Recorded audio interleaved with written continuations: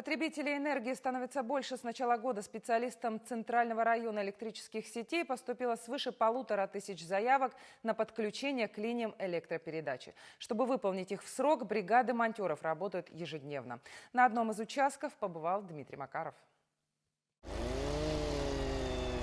Сразу после установки опор монтеры приступают к прокладке воздушной линии электропередачи. Для этого необходимо поставить специальные крепления, а уже затем по ним пускают самонесущий изолированный провод.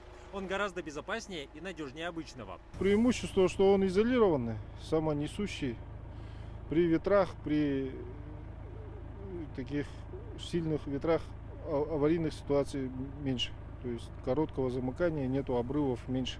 Эта линия идет к одному из участков села Хатасы. Чтобы ее проложить, бригаде специалистов понадобилось 4 дня. За это время установлено 8 опор и использовано около 300 метров провода. Все опоры установлены на специальные железобетонные основания, которые называют пасынками. Они уходят вглубь земли на 4 метра и значительно увеличивают долговечность конструкции. Работы по технологическому присоединению новых потребителей не останавливаются ни на день. Каждый год в Центральном районе электрических сетей прокладывают до 80 километров новых ЛЭП. Появляются десятки новых трансформаторных станций.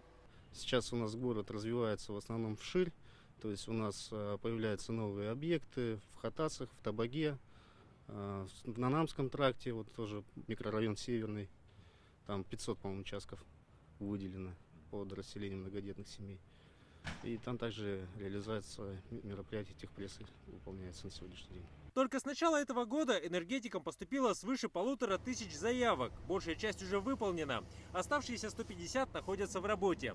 Впрочем, желающих подключиться к централизованному электроснабжению становится все больше. У нас нету там зима, лето, больше, меньше работы. Работа есть всегда постоянно. То есть мы никогда не останавливаемся. У нас есть планы поставлены, которые нам необходимо выполнять. Вот. Больше договоров закрывать, больше опор ставить и так далее. Технику нам постоянно дают.